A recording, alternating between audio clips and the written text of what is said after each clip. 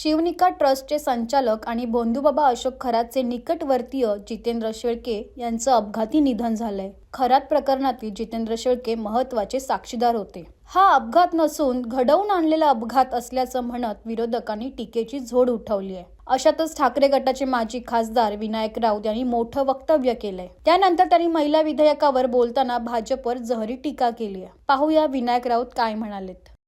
महिला विधेयक जे आहे ते नामंजूर झालेलं आहे। काही कोणी त्या संदर्भात सगळ्यांकडे आरोप प्रत्यारोप देखील होताना पाहायला मिळते।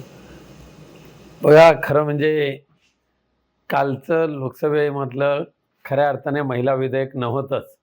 महिलांच्या नावावर यांना पूर्णपणे ह्या देशाची राजनीती किंवा देशाचे लोकसभेचे मतदारसंघ आपल्याला पूरक कसे ठरतील भारतीय जनता पक्षाला या दृष्टीने तयार केलेलं ते एक षडयंत्र होतं। आणि महिला विधेयकाच्या आडून त्यांना त्यांचा स्वतःचा पक्षीय अजेंडा हा मतदारसंघाच्या पुनर्रचनेचा जो आहे तो राबवायचा होता। म्हणून महिला विधेयक जर स्वतंत्र जर मांडलं असतं पुनश्च एकदा, खरं म्हणजे स्वतंत्र मांडण्याची गरजच नव्हती। एकदा 2023ला महिला विधेयक मंजूर झालं असताना त्याला आता पुन्हा एकदा महिला विधेयक मांडायची गरजच काय होती।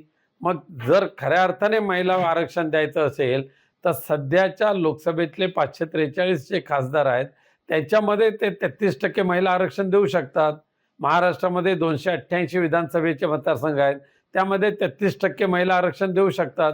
त्यामध्ये पुन्हा मतदारसंघाची पुनर्रचना करण्याची काय आवश्यकता आहे।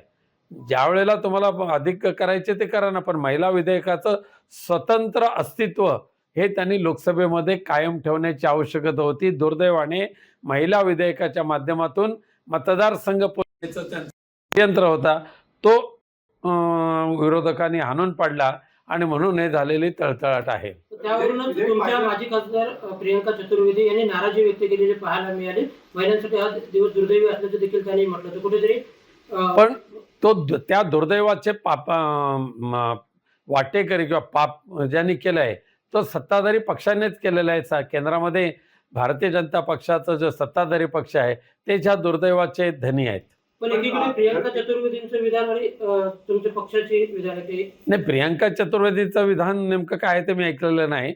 महिलांना आरक्षण मिळू शकलं नाही याबद्दल वाईट वाटतच आहे, दुर्दैव आहे ते। पण ते दुर्दैव खऱ्या अर्थाने भारतीय जनता पक्षाने ओढून आणलेलं आहे। त्यांना खऱ्या अर्थाने महिलांना जर आरक्षण द्यायचं होतं पार्लमेंटमध्ये आणि विधानसभेमध्ये तर 2023ला पारित झालेल्या विधेयकाची त्यांनी ताबडतोब अंमलबजावणी करावी। विधेयक पडल्यानंतर आनंदोत्सव साजरा करणं हे निंदनीय आहे असं अमित शहा म्हणतात। विधेयक पाडल्यानंतर आनंदोत्सव साजरा करणं हे चुकीचं आहे, पण ते विधेयक ज्या कपटी राजकीय वृत्तीने आणलं गेलं होतं त्या कपटी राजकीय वृत्तीला काल संसदेमध्ये 12 वर्षानंतर पायबंद घातला गेला। हे सुद्धा लोकशाहीचा तो विजय आहे। प्रियंका चतुर्वेदीने स्टेटमेंट केलेलं आहे, कुठेतरी त्या नाराज आहेत असं वाटतंय। नाही, त्यांची काय नाराजी असेल, महिलांसाठी आरक्षण मिळू शकलं नाही म्हणून ते कदाचित नाराज झाले असतील, परंतु त्यांनी त्याचा आणखी अभ्यास केला तर कळून चुकेल की ते विधेयक महिला विधेयक नव्हतंच, ते मतदारसंघ पुनर्रचनेचं ते विधेयक होतं आणि त्याला आधार देण्यासाठी महिला विधेयक त्यांनी त्याच्यात ऍड केलं गेलं। जितेंद्र शेळकेंच्या गाडीला अपघात झालेला होता, त्याच्यावरून सगळ्या आरोप प्रत्यारोप या ठिकाणी होताना पाहायला मिळत आहे। तर एकाच दिवशी अशोक खरातलाही असंच मारून टाकतील असं यशोमती ठाकूर म्हणतात, काय असं बघतात? माझं पण सुरुवातीपासून स्टेटमेंट तेच आहे।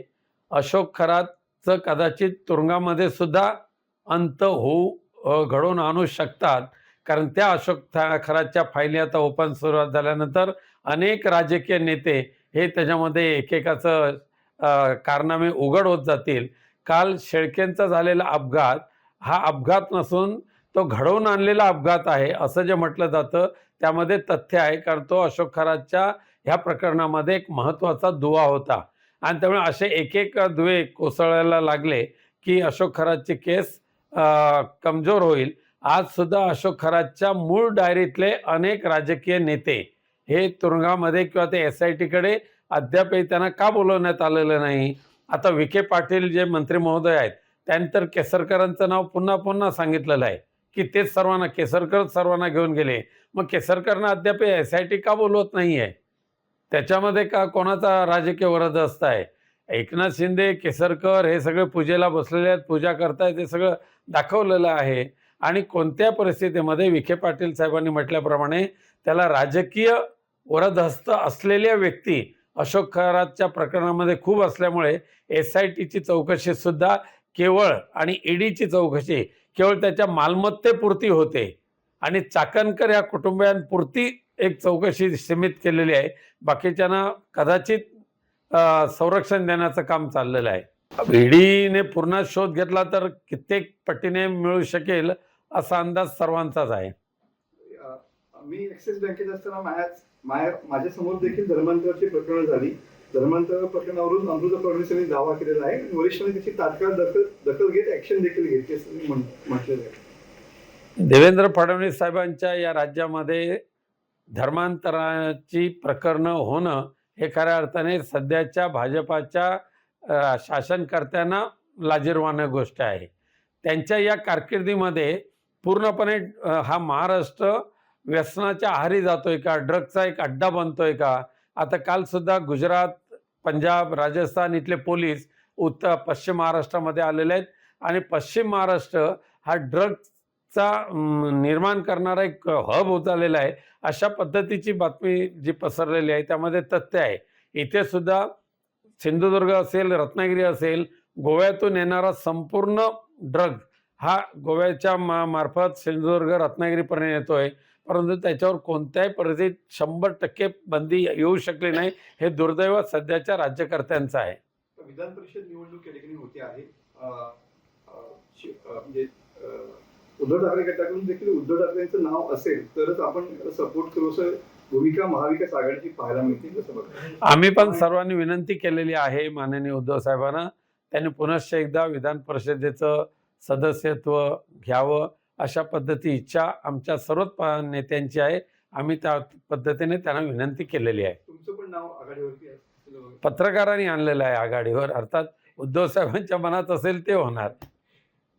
शिंदे गटाकडून सुद्धा 6 जण इच्छुक आहेत असे नावं कळत आहेत.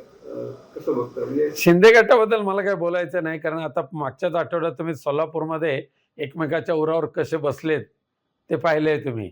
सगळ्या खासदारांना नेत्यांना जावं लागलं आणि थोडं शांत करावं लागलं. त्यामुळे शिंदे गटाचं अस्तित्व आता खूप धोक्यात येत चाललेलं आहे. प्रवीण दरेकरांना कॅबिनेट दर्जा मिळावा अशी म्हणजे असं सूचक वक्तव्य चंद्रकांत पाटील यांनी भाषणादरम्यान केलेलं पाहायला मिळतं. कसं बघतं? ही चापलुसी चाललेली आहे एकमेकाची आणि सत्तेला हपापलेले जे लोक आहेत ते सध्या दुर्दैवाने मंत्रिमंडळाच्या आसपास फिरत आहेत, मंत्रिमंडळामध्ये आहेत. त्यामुळे महाराष्ट्र पूर्णपणे उद्ध्वस्त होत चाललेला आहे. म्हणजे आदित्य ठाकरे यांचा जो मतदारसंघ आहे तिथे युवा महोत्सवाचं आयोजन केलंय आणि भविष्यातल्या सगळ्या घडामोडी बघता असं आहे की हा थेट आदित्य ठाकरेंना चॅलेंज दिलं जातं की काय, असा प्रश्न जो उपस्थित होतो. बघा, मराठीमध्ये एक म्हण आहे की मोर नाचतो म्हणून तुडतुडं पण नाचतं. त्यामुळे वरळी विधानसभा मतदारसंघ माननीय आदित्यजी ठाकरेंनी ज्या पद्धतीने सामाजिक आणि विकासात्मक कामाने उभा केलेला आहे, म्हणूनच मागच्या महापालिकेच्या निवडणुकीमध्ये शिंदेंचा सुपडा साफ झाला आणि 6 पैकी 5 नगरसेवक हे आदित्यजी ठाकरे यांच्या शिवसेना उद्धव बाळासाहेब ठाकरे पक्षाचे निवडून आलेले आहेत. त्यामुळे त्यांनी वरळी विधानसभा मतदारसंघामध्ये आदित्य ठाकरे यांना चॅलेंज करण्यासाठी किती जरी असे महोत्सव केले तर मतदार त्यांना त्यांचं जे काय आहे ते जागा दाखवून दिल्याशिवाय राहणार नाही. त्यामुळे आदित्यजी ठाकरेंच्या अस्तित्वाला मुळीच धोका नाही आहे.